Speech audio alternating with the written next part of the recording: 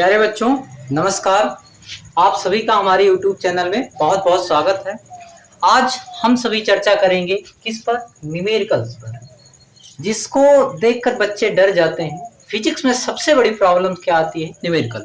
तो आप आज जानेंगे न्यूमेरिकल को सॉल्व करने के कुछ स्टेप्स। अगर आप उस स्टेप्स को फॉलो करते हैं तो आप न्यूमेरिकल में आप महारथी बन जाएंगे। ये देखिए क्या है स्टेप्स। सबसे पहले बात तो अगर आपको फिजिक्स नहीं आ रही है तो आप उस पर इंटरेस्ट लीजिए। बिना इंटरेस्ट के फिजिक्स आएगी नहीं। अगर आप इंटरेस्ट नहीं जगाएंगे, कोई भी सब्जेक्ट हो, वो फिजिक्स की बात हो या कोई भी सब्जेक्ट हो, उस पर आप इंटरेस्ट लीजिए तभी वो सब्जेक्ट आएगा। और फिजिक्स जो बात है ये बहुत प्रैक्टिकली सब्जेक्ट है, इसमें तो बिल्कुल बोरिंग नहीं होना चाहिए। तो अगर न्यूमेरिकल्स की बात आई, बच्चे कहते हैं सर थ्योरी तो आ जाते हैं लेकिन न्यूमेरिकल्स में प्रॉब्लम होती है। तो आज न्यूमेरिकल्स को सॉल्व करने के लिए हम कुछ स्टेप्स देखते हैं। पहला स्टेप है कि आप कॉन्सेप्ट जानिए। आपके पास जो न्यूमेरिकल्स होते हैं वो कॉन्सेप्ट बेस्ड होते हैं। कहीं ना कहीं उसमें क्या होता है, थ्योरी के कुछ कॉन्सेप्ट लगे होते हैं। तो सबसे पहले न्यूमेरिकल को सॉल्व करते समय ये समझना चाहिए, उस टाइम ये समझना चाहिए इसमें कौन सा कॉन्सेप्ट लगा है, ये फिजिक्स के किस कॉन्सेप्ट पर ये क्वेश्चन जो है बेस्ड है। दूसरा है ये फार्मूला। दूसरा क्या है? फार्मूला। पहला स्टेप क्या है? कॉन्सेप्ट। आप फिजिक्स में यूज होने वाले कॉन्सेप्ट समझिए, न्यूमेरिकल्स में कॉन्सेप्ट कौन सा है। और दूसरा क्या है? फार्मूला। दूसरे वाले स्टेप में क्या है? फार्मूला। कॉन्सेप्ट बेस्ड फार्मूले होते हैं। फार्मूले जो लगते हैं वो किसी कॉन्सेप्ट पर लगते हैं।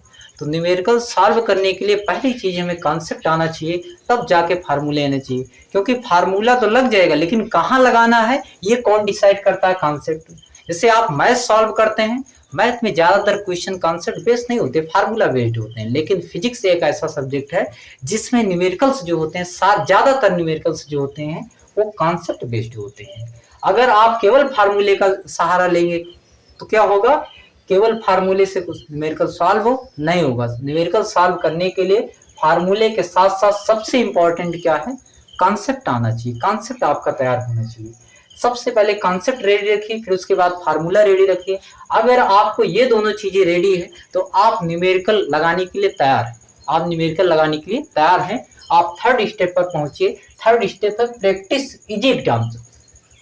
आप जो आपके बुक्स में या आप जो भी टेक्स्ट बुक पढ़ते हैं उसमें कुछ इजी एग्जाम्पल्स होते हैं, आप पहले वहां पर इंटर करिए। आप न्यूमेरिकल लगाने के लिए वहां से कोशिश करिए, ट्राई वहां से करिए। क्योंकि आप देखेंगे शुरुआत में कोई भी किसी सब्जेक्ट में महारथ नहीं होता। सब ये आप भी जानते हैं, practice makes a man perfect. एक अभ्यास ही ऐसी चीज है जो आदमी को महान बनाती है, आदमी को आगे लेके चलती है। तो यहाँ पर जो प्रैक्टिस इजी एग्जाम्पल से आपका थर्ड स्टेप होना चाहिए कि आप जब ने कॉन्सेप्ट और फार्मूला पर आपने पकड़ बना ली हो तो आपको प्रैक्टिस इजी एग्जाम्पल पर चलना चाहिए। अब प्रैक्टिस इजी एग्जाम्पल में जो भी क्वेश्चन आप लगाना चाह रहे हैं वहां पर पहले प्रैक्टिस लगाए, इजी एग्जाम्पल्स पर जाइए, फिर उसके बाद डिफिकल्ट पर जाइए। लेकिन इसके साथ साथ दो चीजें और ध्यान रखना है। स्टेप 4 को भी साथ के लेके चलना है। स्टेप थर्ड की स्टेप फोर्थ क्या कहता है? What is given and what is to be find. Numerical में सबसे बड़ी चीज यही है कि what is given and what is to be found. हमें क्या दिया गया है, क्या मुझे मालूम है, और क्या क्वेश्चन पूछ रहा है। हमारा जो प्रॉब्लम दी गई, हमारे जो क्वेश्चन हमें दिया गया है वो पूछ क्या रहा है। इन दोनों चीजों पर आपका दिमाग जरूर फोकस होना चाहिए। यही दोनों डिसाइड करते हैं कि कौन सा कॉन्सेप्ट लगेगा, कौन सा फार्मूला लगेगा। तो आप जब इजी एग्जाम्पल्स की प्रैक्टिस करते हैं तो वहां पर इन दोनों कंडीशन को भी साथ में रखिए। क्वेश्चन पढ़िए आप तो उसमें कुछ चीजें गिवन रहती हैं, कुछ वैल्यूज गिवन रहती हैं, उनको चेक करिए। उसके बाद क्या पूछ रहा है, क्या क्वेश्चन, उसका आंसर क्या पूछ रहा है, किस चीज का, what is to be found. तो यहाँ पर पहले आप इजी एग्जाम्पल्स की प्रैक्टिस करिए, फिर धीरे धीरे आप कहाँ पर आइए? डिफिकल्ट एग्जाम्पल्स पर आइए। जब आप इजी एग्जाम्पल्स में थोड़ा सा लगे कि आपको हम कर लेंगे, तब आपको कहाँ इंटर करना है? डिफिकल्ट एग्जाम्पल पर। और डिफिकल्ट एग्जाम्पल्स के बाद क्या चलना है? डिफिकल्ट एग्जाम्पल्स हो जाए, लेकिन डिफिकल्ट एग्जाम्पल के साथ साथ और इजी एग्जाम्पल के साथ साथ ये चीज आपको क्या रहेगी? साथ साथ लेकर चलना पड़ेगा। What is given and what is to be find. अब उसके बाद जब हमारा इजी एग्जाम्पल्स कंप्लीट हो जाए और डिफिकल्ट एग्जाम्पल्स हमने सारे सॉल्व कर लें, तब हमको कहाँ जाना चाहिए? तब हमको चलनी चाहिए टेक्स्ट बुक की एक्सरसाइज में चलना चाहिए। Practice exercise numericals. अब उसके बाद जब आप इन चारों स्टेप को अगर अच्छे से आप जान गए हैं तो आपको तब इंटर कहाँ करना चाहिए, तब आपको इंटर करना चाहिए एक्सरसाइज की न्यूमेरिकल्स में, जो आपके बुक्स में दिया गया रहता उस एक्सरसाइज के क्वेश्चन को क्या करिए, सॉल्व करिए। अब न्यूमेरिकल सॉल्व करते समय सबसे पहले आपको कंसंट्रेट इस बात पे रहना चाहिए कि अभी न्यूमेरिकल हमको आ जाएगा। कभी ये चीज़ हमारे माइंड में नहीं होना चाहिए कि न्यूमेरिकल हमको आएगा नहीं। आप जैसे न्यूमेरिकल देखिए उस पर अटैक कीजिए, उसे डरिए नहीं, कैसे तो आएगा ही। अगर नहीं आ रहा है तो आप तुरंत कहाँ, तुरंत आपके कॉन्सेप्ट पास पहुंचिए। नहीं आ रहा फिर देखिए फार्मूला, आप ढूंढिए इन कॉन्सेप्ट और फार्मूले में से कौन सा कॉन्सेप्ट यहाँ पर लग रहा है, कौन सा फार्मूला लग रहा है। क्योंकि अगर आप डर गए न्यूमेरिकल से तो न्यूमेरिकल क्या होगा, आपको आएगा नहीं। न्यूमेरिकल देखिए तुरंत क्या कर दीजिए, अटैक कर दीजिए कि तुम आओगे हमको चाहे जैसे आओगे, अभी नहीं आओगे 5 मिनट बाद आओगे। अगर हमारे पास टाइम है, अगर हम प्रैक्टिस कर रहे हैं तो चाहे जितना टाइम लगे उस न्यूमेरिकल को बिना लगाए छोड़िए नहीं। अगर आपने इन चारों स्टेप को अपना लिया है तो आपका पांचवा स्टेप ये भी पूरा हो जाना चाहिए, प्रैक्टिस एक्सरसाइज न्यूमेरिकल। अब जो एक्सरसाइज होगी उसमें भी इजी न्यूमेरिकल्स होंगे और मॉडरेट भी न्यूमेरिकल होंगे, मतलब डिफिकल्ट न्यूमेरिकल होंगे। तो उसमें भी आप स्टार्टिंग कहाँ से करिए, इजी न्यूमेरिकल से। अगर आप इजी न्यूमेरिकल से स्टार्टिंग करते हैं तो कुछ आपको कॉन्फिडेंस आएगा। और न्यूमेरिकल में सबसे बड़ी चीज होती है कॉन्फिडेंस। अगर आपके पास कॉन्फिडेंस है तो आप सारे न्यूमेरिकल सॉल्व कर सकते हैं। समझे, स्टेप फर्स्ट, स्टेप सेकेंड। अब रिपीट कर लेते हैं। पहले कॉन्सेप्ट आप रेडी रखिए, फिर उसके बाद फार्मूले रेडी रखिए। थर्ड में practice easy examples with fourth step. Third और फोर्थ आपको साथ लेके चलना है, क्योंकि ये थर्ड और फोर्थ कोई भी न्यूमेरिकल सॉल्व करते हैं तो मेन टॉपिक आपका होता है what is given and what is to be find. और ये सारे स्टेप्स कंप्लीट हो जाए तो आपको एक्सरसाइज में इंटर करना है, और एक्सरसाइज में आपको जी तोड़ लगा के मेहनत करनी है और पूरी एक्सरसाइज को सॉल्व कर डालना है। तब आप देख लीजिए आपको न्यूमेरिकल से डर नहीं लगेगा। आपको आपके सामने न्यूमेरिकल घुटने टेक देगा लेकिन आप कभी हारेंगे नहीं, आप न्यूमेरिकल में एक महारथी बन जाएंगे। चलिए बच्चों देखते हैं, ये हमारे पास आज एक न्यूमेरिकल है इलेक्ट्रिसिटी का, इसको सॉल्व करने का प्रयास करते हैं। तो ये क्वेश्चन दिया गया, the sides of two cubes of same material L and 2L respectively find the ratio of their resistance.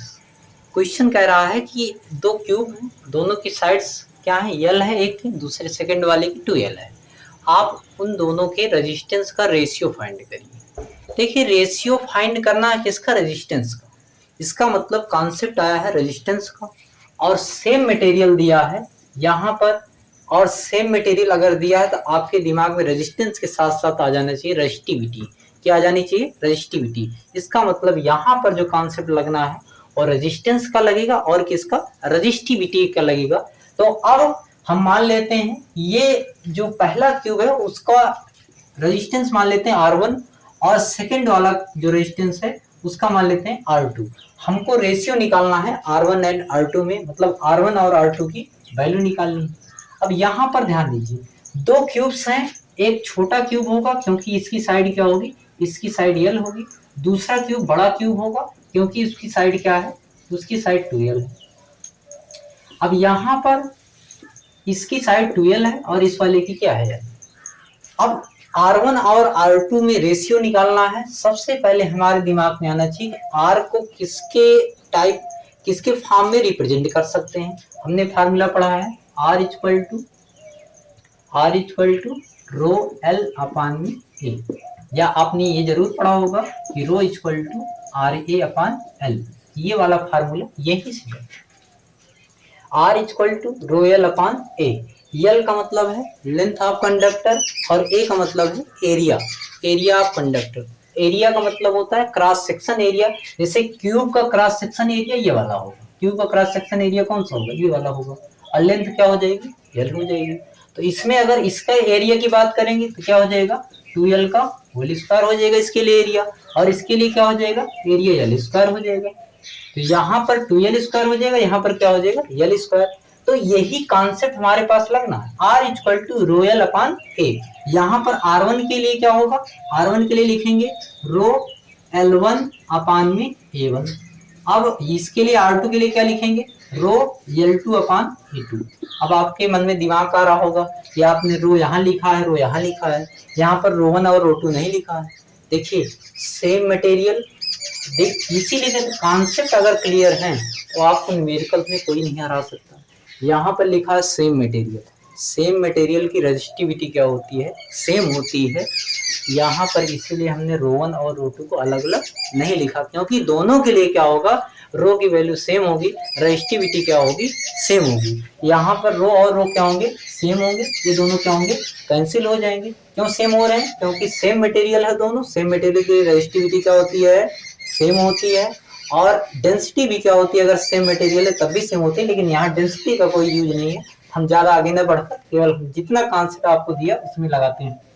अब L1 दिया है, L1 अपान A1, यहाँ पर लिख देते हैं L1 अपान A1। अब यहाँ पर इसको पलट देते हैं, क्योंकि ये क्या है, पान का पान, ये हो जाएगा A2 ऊपर हो जाएगा, L2 क्या हो जाएगा नीचे।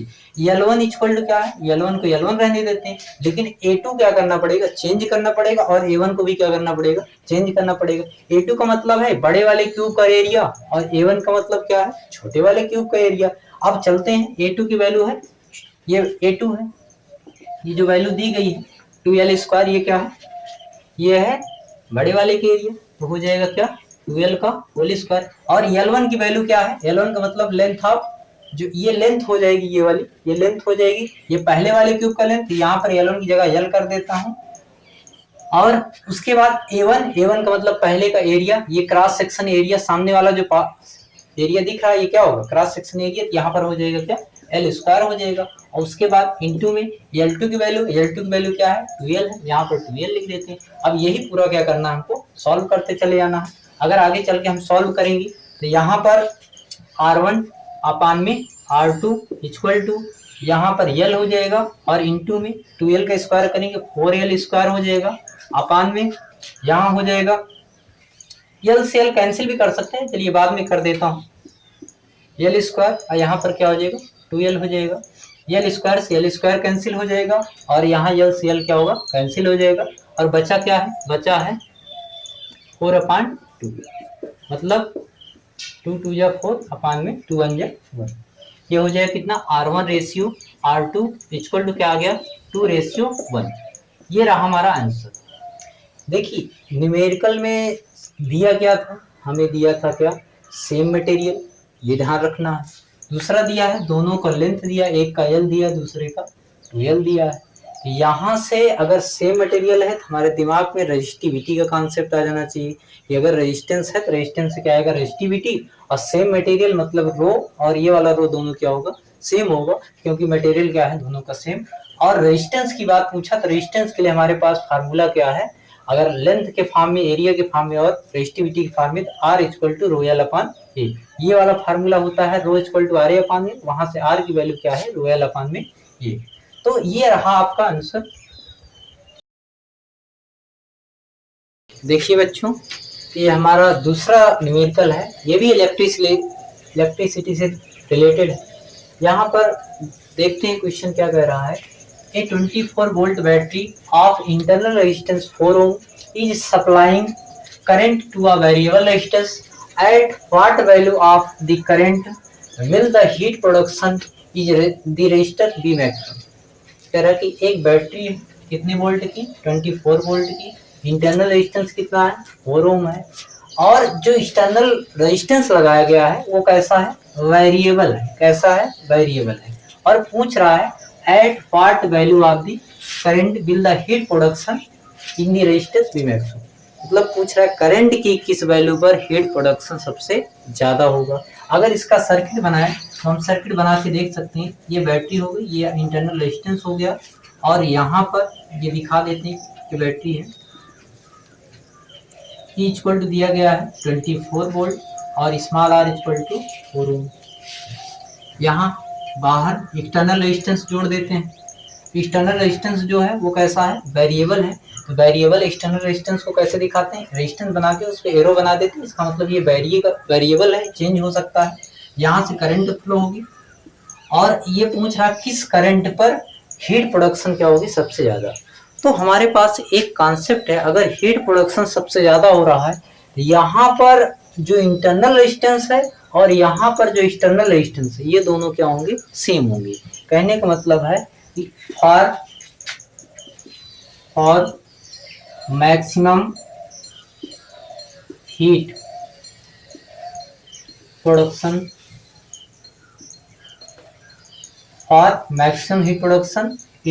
एक्सटर्नल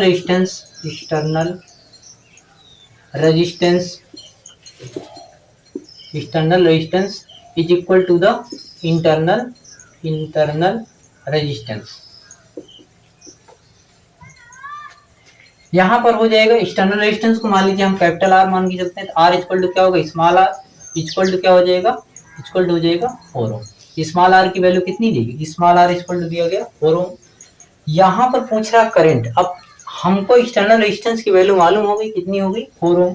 अब करंट के लिए फार्मूला क्या होता है, करंट के लिए फार्मूला होता है I equal to E upon R plus R. जहां पर इंटरनल रेजिस्टेंस हो, एक्सटर्नल रेजिस्टेंस हो, नॉर्मली आप अगर ओम्स लॉ में देखेंगे आई इक्वल टू होता है वी अपान आर, लेकिन यहाँ पर अगर बैटरी के लिए देंगे तो उसके लिए ईएमएफ यूज करेंगे। यहाँ पर जो 24 वोल्ट दिया गया, ये ईएमएफ दिया गया बैटरी का, और एक्सटर्नल रेजिस्टेंस और इंटरनल रेजिस्टेंस दोनों यहाँ पर कंसीडर करके I equal to E upon R plus R. E की वैल्यू दी गई 24 वोल्ट, और आर कैपिटल आर की वैल्यू भी 4 हो जाएगी, और स्मॉल आर की वैल्यू भी क्या हो जाएगी, 4 हो जाएगी। 4 और 4 कितना हो जाएगा, 8, 24 अपान में 8 हो जाएगा, 8 3 जा 24। आंसर कितना आया, 3 एम्पियर। इट मीन्स कि 3 एम्पियर करंट पर क्या होगा, जो हीट प्रोडक्शन होगा सबसे मैक्सिमम होगा। यहाँ पर जो हमारा कॉन्सेप्ट लगा है, ये कॉन्सेप्ट यही ध्यान रखना है कि मैक्सिमम जब हीट प्रोडक्शन हो रहा हो तो एक्सटर्नल रेजिस्टेंस और इंटरनल रेजिस्टेंस दोनों क्या होंगे, सेम होंगे। अगर यहाँ से थोड़ा सा इसको हट के देखेंगे इसके लिए, तो फार्मूला हमारे पास क्या होता है हीट का, W इक्वल टू होता है आई स्क्वायर आर टी। यहाँ से I की वैल्यू क्या होती है, E upon R plus R, E upon R plus R का स्क्वायर हो जाएगा, साथ में क्या हो जाएगा, आर टी हो जाएगा।